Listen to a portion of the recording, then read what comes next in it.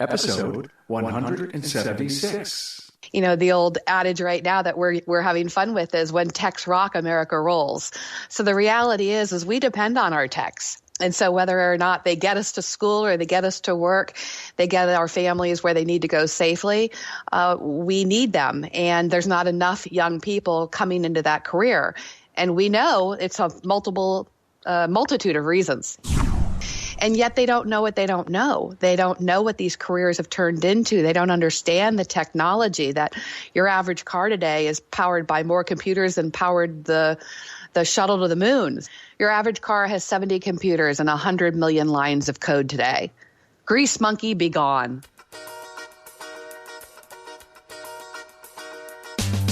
Welcome, aftermarketers, to On Point from Remarkable Results Radio, and a special interview from an auto care industry professional. On Point. Hello, aftermarketers throughout North America and around the world. Carm Capriato here. Welcome to Remarkable Results Radio, the automotive aftermarket's only podcast focused on industry successes, trends, insights, and best practices told through all individual stories. And I'm with Jennifer Maher, CEO and Executive Director of TechForce Foundation, here in episode 176. Now see the show notes at remarkableresults.biz, that's biz/E176, for a plethora of information on today's very powerful episode. Now, if you've ever uttered the words technician shortage, you are required to listen. Now, this episode is brought to you by Federal Mogul Motor Parts. They are the reason you enjoy these interviews twice per week. When you need innovation and quality, you need Federal Mogul Motor Parts. Brands like Moog, Felpro, Wagner Brake, Champion, Sealed Power, FP Diesel, and more, they're the parts techs trust. Find out more at fmmotorparts.com. My social media keeps buzzing. I need to give a high five to Stephen Kerr and Tim Livingston for their Facebook likes, and to Mechanic Resources and Kirk's Tire and Auto for their Twitter follow. And hey, thanks to Bud Robertson for his connection on LinkedIn. Hey, join the tribe. The website has all the links, or simply search for Remarkable Results Radio Podcast or Carm Capriato. Now, meet Jennifer Maher, the CEO Executive Director of TechForce Foundation, a non-for-profit 501c3. TechForce provides two services. Number one, scholarships and grants for students to attend and graduate from post-secondary technical schools trained for careers in the transportation industry. And two, to encourage the future workforce of technicians through their Future Tech Success campaign with middle and high school students, parents, and influencers. Now, today we're going to talk about the Future Tech Success campaign. It's a social media campaign that invites middle and high school students, parents, and influencers to consider the transportation technician career path and provides hands-on experiences for teens to engage with the industry. The campaign aims to reframe the image, career path, and opportunities of the profession. Basically, grease monkey be gone. To provide parents tools to help steer their kids' future success. If a child's wired to work with their hands, this career path should be obvious. And therefore to offer hands-on experiences for teens to tinker in the automotive industry. And finally, to organize a collective voice for the industry to demonstrate its commitment to current and future technicians. Listen to Jennifer Maher frame up the purpose of this campaign and how you can help. The industry will now have a central hub for information, media collateral, and a place to be a champion and connect opportunities and resources to change the paradigm of the technician. This episode is riveting, full of information, and offers powerful solutions to a much-talked-about industry challenge, the technician shortage. Jennifer Maher says it best. Here we go.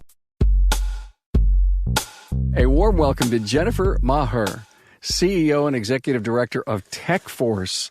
Hi, Jennifer. Hi, Carm. Hey, we need to know and understand the mission and what's going on with TechForce. I'm excited to have you on and share this with everyone in the automotive aftermarket. Well, I'm excited to join you. And yes, TechForce Foundation is a nonprofit 501c3 that is working to drive the pipeline of tomorrow's vehicle technicians. And we're excited because right now we are launching our new signature campaign called Future Tech Success. And we're getting a lot of buzz about it. And I'm so happy to kind of talk to you and share it with your listeners and bring everybody up to speed. So is this all about telling the world what is going on inside the opportunities in the aftermarket? Well, it's about the fact that we have a crisis looming where there's simply not enough vehicle technicians in the industry, and we don't want to hit a point where suddenly I can't get to work because I've got to wait 2 weeks to be able to get my car serviced, or that retail's not moving because the trucks aren't moving and can't get the goods where they need to go. And you know, the old adage right now that we're having fun with is when techs rock, America rolls. So the reality is we depend on our techs. And so whether or not they get us to school or they get us to work, they get our families where they need to go safely, we need them. And there's not enough young people coming into that career. And we know it's a multitude of reasons. It's the fact that there's a grease monkey image out there that moms and dads are saying, you know, what do you want to do that for? And yet they don't know what they don't know. They don't know what these careers have turned into. They don't understand the technology that your average car today is powered by more computers than powered the shuttle to the moon. So we've got a lot of education to do and updating people on what these career opportunities really are today. Your angle. I love your angle. When the technician rocks, we roll. Is that what you said? That's right. Okay. When techs rock, America rolls. Oh, I love it. So is part of your angle to change mom and dads to understand that we're in automotive science and we need really good technical people to join? That's right. I mean, we're kind of saying your average car has 70 computers and 100 million lines of code today. Grease monkey, be gone. Right. The idea that you're just simply working with oil and turning wrenches, it's just not the way it is today. And our future is about making sure that we've got young people who are coming in this industry recognizing the computer, the technology, the analytics, the problem solving. And the reality is, you know, the Future Tech Success campaign is recognizing that we're all wired differently. And we're battling, in addition to this grease monkey stigma, we've got an entire several decades of America telling everybody that the only road to success is a 4-year college or a white lab coat or be a lawyer. And yet that one-size-fits-all mentality doesn't work for everybody. We're all wired differently. So as I say, some of us are meant to sing or dance, and some of us are meant to design or debate, and some of us are meant to sell. Some of us are meant to work with our hands. And we always say, you know that guy, you know that gal, the one who can take anything apart, put it back together, fix it. And they're just a natural. Their intelligence is in their hands. But yet we've got an entire school system, an education system that said your intelligence is only measured by your SATs. And we've got a lot of students struggling because they want to fidget and put things, you know, tear things apart and make them work and see how things go. And that is an intelligence that is not raised up right now in our education system, and it needs to be. Is it the parent? Is it the student? Is it the counselor? Is it industry? Yes. So, you know, I've coined the phrase finding PIPs. PIPs, P-I-P-S, parents and influencers of peripheral students. So I'm on this mission to find PIPs. And what I mean by that is we know the parents of middle school and early high school students. Those really in the middle school is the time that students are trying to figure out what they might do in life. And they're looking for clues. They're looking for what are their counselors saying, what are their teachers saying, and they're really looking at the parents. And I don't know about you, but if I ever said something and I watched my mom's eyes, you know, scowl and look at me and say, what do you want to do that for? And I see the eyebrows go down, I immediately pivoted to something different, something that got the reaction of pride. Right. Ma didn't approve. Yeah. And if mom doesn't approve, what do you want to do that for? You move to a different direction. Mm-hmm. The problem is when you send your kids those signals and you think you're being helpful, you've shut off a whole lot of opportunities just because you don't know what you don't know. And maybe what you think they should be doing is not based on how they're wired and who they are. So we talk a lot in this Future Tech Success campaign about wired for success, that if you're wired to sing and dance, good for you, go that path. If you are one of these people who have this tactile intelligence, then here are the various paths that really require these hands-on heroes. And the reality is I'm selfish. Future Tech Success is backed by the transportation industry, whether it's automotive or motorcycle or marine or aftermarket or collision repair and yada, yada, yada. It's all of that. But the reality is a middle schooler may decide that they want to go into construction. And that's great for them. But this idea of finding the parents and changing that perception to not derail them. Then the influencers, to your point, it's the counselors who are like, no, our school needs 100% college-bound success rate. Well, that's lovely, but they don't follow up a year later to find out how many kids dropped out of that 4-year college or took on tremendous debt but couldn't get a job. So this whole 100% mantra isn't in the best interest of various students. So it's a great path for some. It's not the only path for all. So being able to do technical and vocational education, this country has really shied away from that and pretty much ambushed it in the last several decades. We don't have the internships and the apprenticeship programs that the Europeans and other places have. So looking at the influencers, getting them to not, again, derail just because of the Kool-Aid they've been drinking. It also may be that the parents are sometimes not as engaged in raising the kids or helping to steer their success. So you look at a youth counselor, a youth minister, program director at a nonprofit where the kid is engaged. There's a lot of these influencers who also can help steer their success. So then I say PIPs, back to PIPs, parents and influencers of peripheral students. So what's this peripheral? Our argument right now is if we only go to places that have the automotive shop programs, if we only go to the NASCAR races and look for young people and try to inspire them, then we're singing the same song to the same audience. The reality is kids can't tinker anymore. So they don't know what to do. And you imagine they're young and they're 10, 11, 12, 13, and they're trying to figure out what they like. But the old days of being able to tinker with your dad in the garage is pretty much gone. And with the hybrids, et cetera, the technology, it's so advanced, you can't work on your own car. So they've lost this. And most of the after-school programs, they are very sports-oriented or arts and music. Maybe now the rise of robotics is helping us. But again, they don't link the robotics and the STEM to real careers that are not necessarily where the jobs are going to really exist in the future, like the technician career path. So we want to look at saying, how do we find the students who love working with their hands? They're building, they're playing with the Legos, they're tinkering with all this stuff. They're even building virtually on Minecraft, these cities, and they're doing what they know how to do. And we need to give them experiences to connect that to the possible career paths in the transportation industry. And those are the ones who are sitting on the sidelines that we wouldn't find otherwise unless this national initiative reaches out and inspires and swoops them up. I'm talking with Mike Zralik, a technical product specialist with Federal Mogul Motor Parts. Mike, are you an extension of the technical support center we all know as Garage Guru? Most definitely. I spend a lot of time there. I'm involved in all the classes that go on there. I actually host classes there, such as our ASC test prep courses. So very much so an extension of that.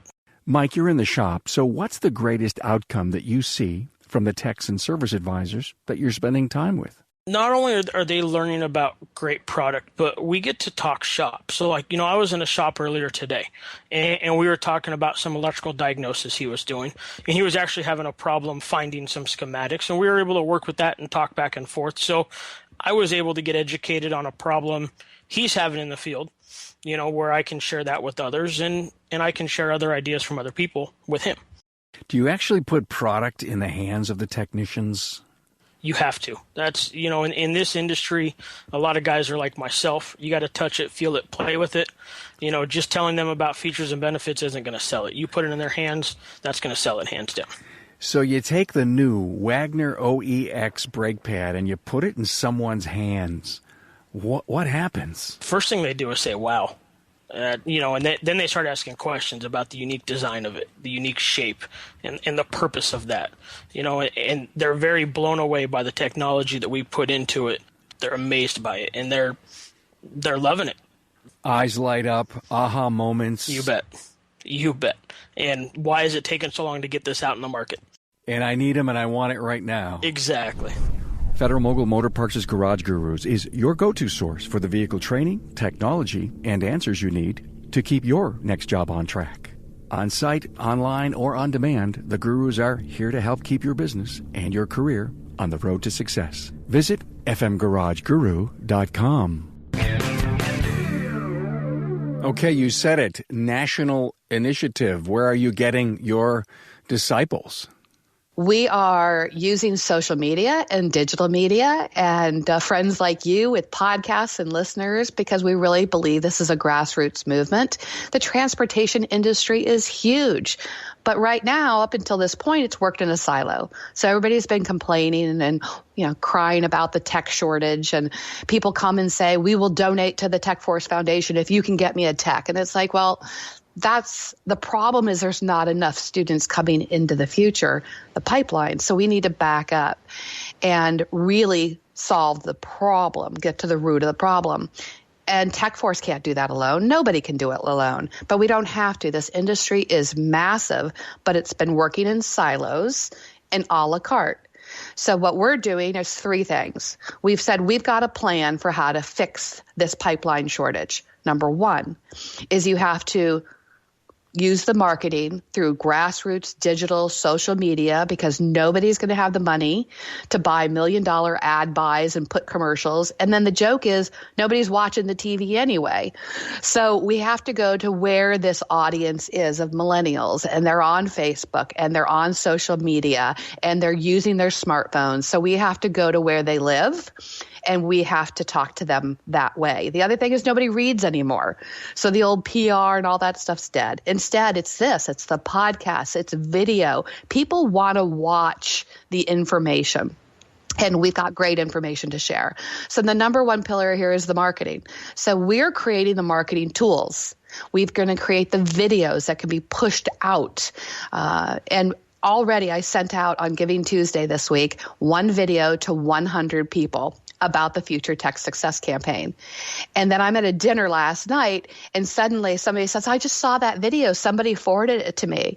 And I'm starting to hear that buzz where people are seeing our Future Tech Success crowdfunding video. And I didn't send it to them, but it is being passed along. And that's the power of marketing. It's the old peer-to-peer fundraiser scheme. That's right. Exactly. And the reality is we believe more what our friends tell us and will pass on than anybody trying to spray a message at you over the television these days. So the marketing is massive, and really that's the tools.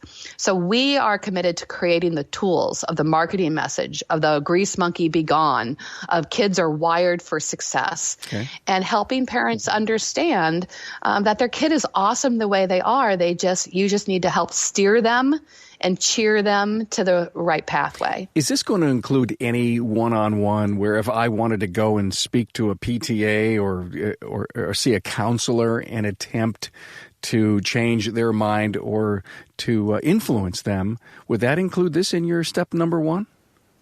Well, in step number one, we're going to give you the marketing tools. We're going to push that out, and we'll give you those tools. For instance, just even a PowerPoint or a video that you could show in your local community. The second pillar is just what you're getting at, which is this collective voice. which is we're working with all of the associations, all the alphabet soups, the ASE and NATEF and AS and ASA and la la la. So we've been joining with them saying, what is it you do best? And if what you do best is bring internships and apprenticeships, then we're going to plug that into the messaging. If what you do best are amazing Skills USA activities and programs, then we're going to help people find those programs. So this idea of a collective voice, being able to use that national voice to also penetrate local communities. And then the third pillar is that hands-on. How do you actually give young people the opportunity to tinker again, to take a challenge, and actually show their parents how brilliant they are? Because in the end of the day, we're going to have like downloadable tactile challenges so that when a parent comes online and says, hey, maybe that is my kid. I've never even heard that word about that they're a hands-on learner. I just thought they didn't write great essays and hated school and that there's a problem. I didn't realize this. Okay, I'm curious. How do you pull off the hands-on piece? Oh, there's plenty of downloadable challenges. Like we're working with Lego Education, and they have kits, et cetera, where you can build, and suddenly you're working with a circuit board, and you're working with pneumatics, and I mean, so many fun things where you're tactilely putting some things together and connecting, with the automotive STEM connections, and yet they can do that. Did I see you guys put out, or who put out a video on Legos? They were building a Mustang, one of the original '64 Mustang. I've not seen that. Well, that's to me something for you guys to take a look at. Exactly, and that's the beauty right now is we're getting. By connecting with people who are in this industry, people are sending us information about what I don't know. Because there's so many resources out there. And that's that collective voice I talk about is we're not going to solve it. We don't have to build a video like that. The video exists. You just have to tell me it's out there and where to find it. Our main thing, though, is how do we serve as a hub to be able to represent mom and the dad and the future techs in packaging it in a way that they'll get it? Because in the end of the day, our industry has so many wonderful assets, but as I joke to people, I'm going to put on my mom hat. I don't know what SEMA is. I don't know what CTE is when I'm in that realm. You think maybe I know because because it's bigger than life in this industry. Who in this industry doesn't know what SEMA is, right? But in the end of the day, most people don't know. And so there's no big shock that moms and dads are still living in the old stigma because we've not done a very good job of being able to talk about what we do and who we are in a way they get. So we've got to build insiders, not outsiders. Yeah. We've got to bring people inside the industry through this, if you will, evangelical storytelling. And it is. And of course, again, we're selfish because the industry that's backing this wants them to consider the service technician track because we have a shortage and we need them. But it's not just selfish because we need them. They're great jobs. And so as people who love to work with their hands can share the stories of they remember what it was like to be the younger you. They remember struggling for school. They remember all of that. And, young people need to hear somebody who's walked in their shoes. The parents need to hear other parents saying, my kid came home and said they wanted to go be a diesel mechanic. I thought, no way. And yet my son or daughter is so happy now. And here's what they're doing. And can you believe what they're making and pay? And, they need to be able to hear from peers the real stories. And we need to get, the opportunities of the career ladder and the career lattice, how people start off as technicians and then they end up as the CEO, president of Rolls-Royce. There's amazing career paths and twists and turns for where this industry can take you, but people don't know that.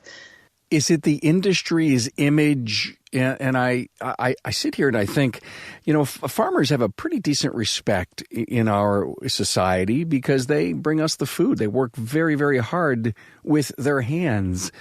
But technicians, on the other hand, that work in the transportation industry don't seem to. Yet they perform a hell of a service.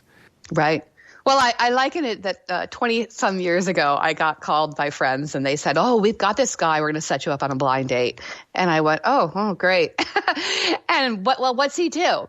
Well, he's in computers. Now, 20 years ago, mind you, the image that came to my brain was pocket protector, horn rim glasses, computer geek. And I was like, oh my God, this is going to be the worst. Yeah. And that was the image and stereotype of a computer person 20 some years ago. And yet now when I say the guy I ended up marrying is in computers IT, they have a very different image. It's like, white collared shirt and tie and traveling and working on big business and big data and, very successful. And so what happened in 20 years that we completely repositioned and reframed that image? That's our challenge, is we need to look at how do we reframe it. But even Mike Rowe will show you the posters that hung in the guidance counselors' offices 20 some years ago that had the split screen of the successful business college bound person versus the grease monkey in overalls and it just painted a picture of positive and negative. Yeah. That went a long way in making people have, for whatever reason, less respect for that profession as opposed to all these other professions where you also work with your hands. Excellent points, Jennifer. Thank you. You're going to serve as a hub for this initiative. What can the industry, what are my listeners going to have to do to help you? I think everybody needs to pitch in. The reality is we created the Future Tech Success Campaign to be a grassroots, I call it the McDonald's hamburger theory campaign, that if you sell $1 billion hamburgers for $1, you still have $1 billion. So the reality is through digital and social media and crowdfunding, our listeners who say, I get this, I know there's a tech shortage problem and my business is suffering, I need to help. I get these people. That was the younger me. And I want to help. Whether you pitch in $10 or $50 or $500 or $1,000, it doesn't matter. The idea is everybody pitches in. We will have the arsenal that we need to create these videos and the messaging and the tools and templates. And then we need our friends to share it. Yeah. Because again, it's not about some big media buy. So whether you can donate or not, we hope you pitch in whatever you can. And then again, how do you take the links and the videos and find a young person that you say, my gosh, it's that kid is the kid we're talking about. How do you get these materials into the hands of their parents and influencers? And that's forwarding it and sharing it because it may be a niece or a nephew or a grandkid. And that's where the power of passing it along will have some lift. I get it. So if I was going to donate $100, in my mind, I have to say, that's not all I'm going to do. I'm not going to do 100 and forget it. I'm going to do 100, and then I'm going to hang out, and I'm going to wait, share on social, go speak with a PowerPoint. And I need to sign up for this, not only money, but my own personal efforts. I just can't give the money and walk away. I have to get engaged. That's right. We look for the connectors as well as the donors. So great to donate, but help us connect to people, associations, get us on the main stage to talk to large groups of people. Share it on your own social media so that your followers see that this is a campaign that matters to you. Basically we're looking for champions and how you can engage with us. If you know of great content, great stories, tell us, upload your testimonial. Say, I'm one of them.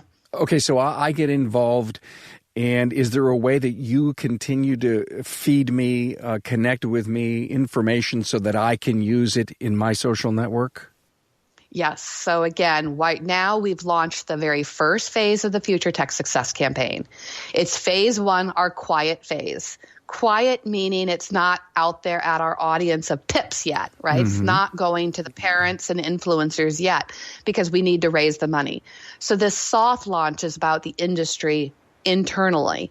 So we're out here talking right now to people who get this, who already understand this and will join us.